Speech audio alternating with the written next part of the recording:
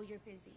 And the fact that you have the schedules that you have and you've made time for us truly tells us that what you stand for. So thank you. Sure. I am proud to introduce this small round table. My name is Marcy Rodriguez. I am CEO of Comal Iron and Metals. We are a third generation metal recycling business. We have been in business since 1969.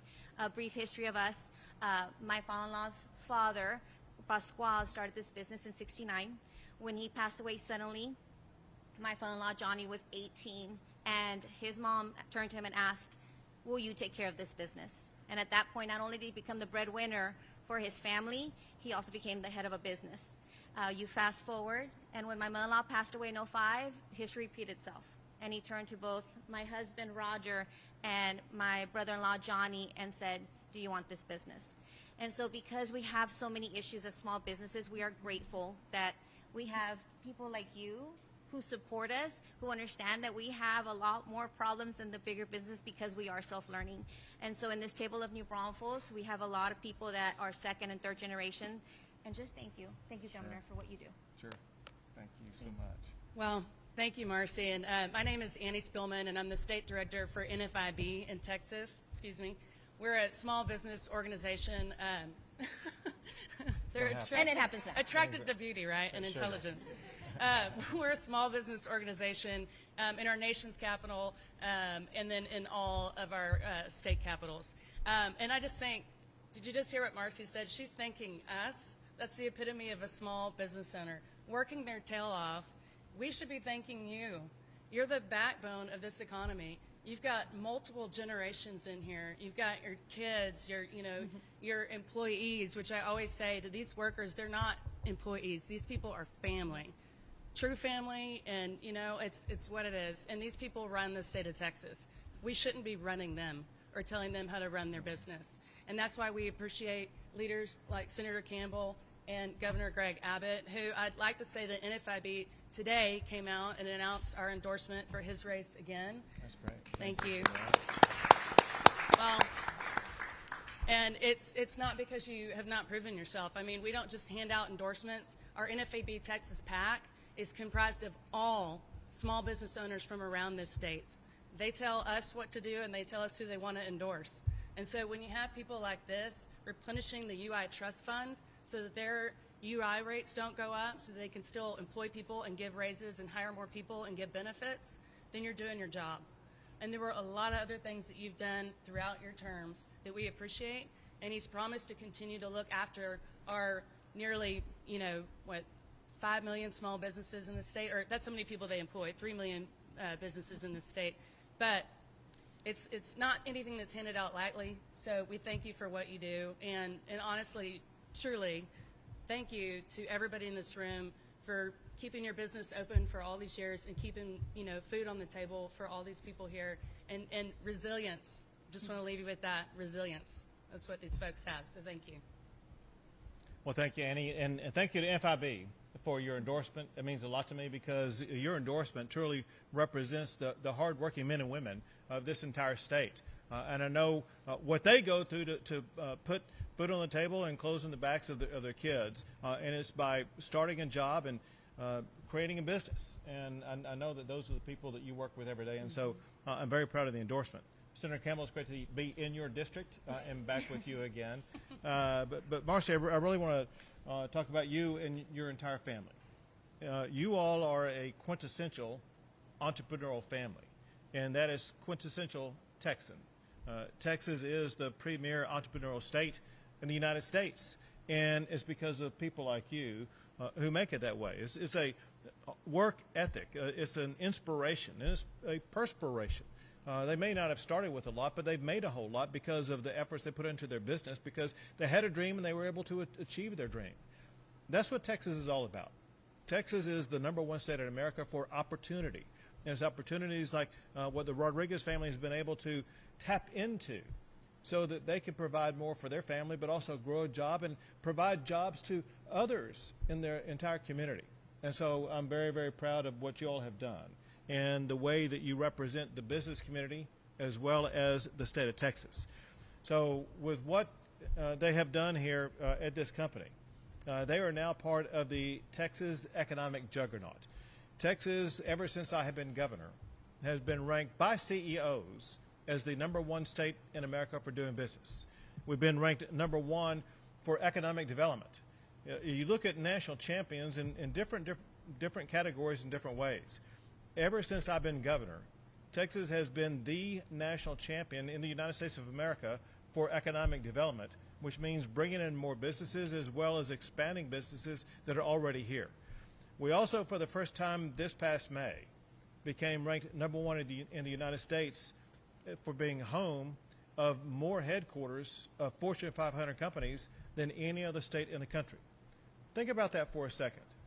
For a large business to uproot their headquarters in another state and move to the state of Texas, that costs millions, if not hundreds of millions, maybe even billions of dollars. This is a thoughtful decision that leaders made to come to the state they think that provides them the best opportunity to succeed.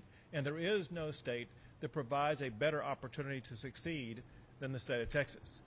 But listen, I mentioned large businesses, as Annie knows because she represents them. Small businesses comprise the most type of businesses that we have. More than 90% of all businesses in the state of Texas are small, and they hire most of the employees that we have in the state of Texas. So I'm proud to tell you that Texas also ranks #1 as the #1 state in America to start a small business. And part of that deals with the regulatory environment that we talked about before you all came out here, making sure that we are addressing the needs and concerns that these business owners have so that government will get out of their way and just let them do their job of growing their business. Another thing that we lead on, and that is this job growth that the Rodriguez family has helped to create. Since I was last reelected, Texas has added far more new jobs than any other state in the entire country. And as we gather here today, more Texans are earning a paycheck than ever before in the history of our state. All of these remarkable accomplishments, they lead to something else that is remarkable. Because of the success of our businesses in Texas, today the state of Texas is sitting on a budget surplus of more than $27 billion. We will need to spend that $27 billion in the upcoming session. So how do we go about spending that money? Part of it needs to be spent on addressing needs in education and health care and other pressing matters. But here's what I submit to you. At least half of that $27 billion needs to be returned to the people whose money it is in the first place, and that is the taxpayers. I want to see at least $13.5 billion to be used for the largest property tax cut in the history of the state of Texas. I like that. Now, one thing that I mentioned to you earlier that we also want to do to help the small business owners that create most of these jobs, and that is to also provide a personal property tax exemption of up to $100,000 per small business in the state of Texas. This whole taxation issue is incredibly important for voters to comprehend over the next month, because they need to know that Beto has raised property taxes 3 times when he had the opportunity to do so. We don't need anybody in the governor's office who's going to raise your taxes. We need someone like myself who will cut your taxes. And so just know the big difference in that regard. In fact, with Senator Campbell here, we have focused so much on cutting taxes. In addition to working on cutting property taxes, we made it unconstitutional for there to be an income tax in the state of Texas. That is where Republicans stand on taxes in Texas. But we need to understand something else. There are hundreds of thousands, maybe over 1 million jobs in the state of Texas that are connected with the energy sector, the oil and gas that is so important to industries across our country and across the world, but also oil and gas that helps lower the price of what you pay at the pump. Well, Beto has come out in favor of the radical leftist ideology of the Green New Deal that would destroy the oil and gas sector in the state of Texas, that would decrease production, increase the price that you pay at the pump, as well as eliminate hundreds of thousands of good-paying jobs. I, on the other hand, stand with the men and women who work in these oil and gas fields, who produce that oil for you to lower your price at the pump. I am running for re-election to make sure we protect the important oil and gas industry that we have in the great state of Texas. So just to circle back, the crown jewel of Texas are entrepreneurs. One of the very first entrepreneurs we had in the state were those who came here to try to lead to the beginning of what became the state of Texas. And with each generation, in different ways, people have participated in starting a business, growing that business by hiring more employees. And I appreciate what the Rodriguez family has accomplished, and I celebrate their success and wish them many years more of great success. Thank you, Governor. Appreciate Thank it. you. Very proud of you. We'll take a few questions. Governor, the issue we hear about from small businesses a lot is hiring and staffing. If you drive around, you see a lot of more hiring signs here in Braunfels and San Antonio. Is there anything the state can do to incentivize people to go back to work and fill those jobs? So first, I will tell you that every location I've been to, including here today, people do talk about hiring and staffing.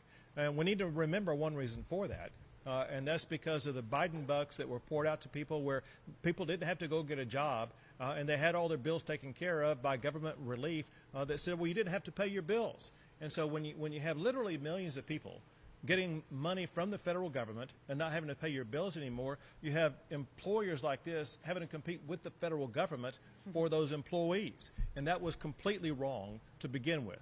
Those programs are over. And we are working to make sure that especially businesses like this will have access to more employees, and we do that through programs that provide job skill training.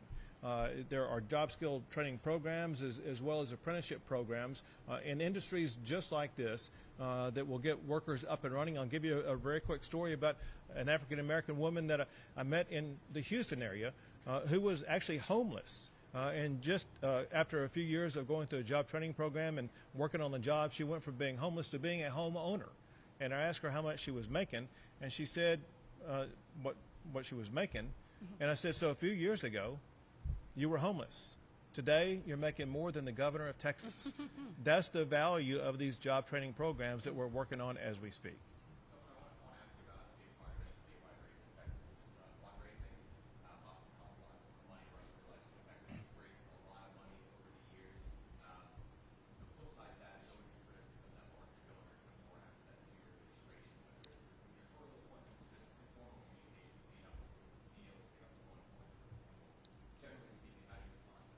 Is completely bogus.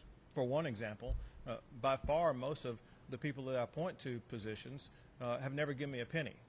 For another, the people here, I'm unaware of you giving me any money. Have you given me any money? Nope. No? All right. So I spend every day with people like Marcy Rodriguez here. They've never given me a penny. And so I have equal access to everybody across the state.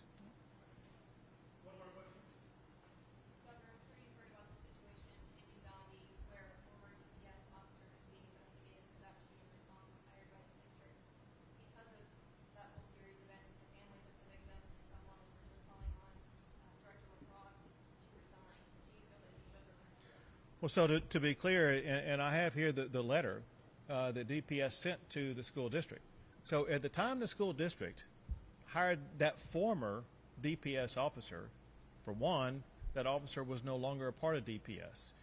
For another, the school district made an inquiry to the Texas Department of Public Safety about her status. And the status was she was no longer employed, but also that DPS informed that school district that she had actions inconsistent with training and department requirements, and action taken says pending investigation. And so that school district had full information about the status of the person they chose to go ahead and hire, and it's up to the school district, not DPS, not anybody else, to have to own up to the poor decision that they made.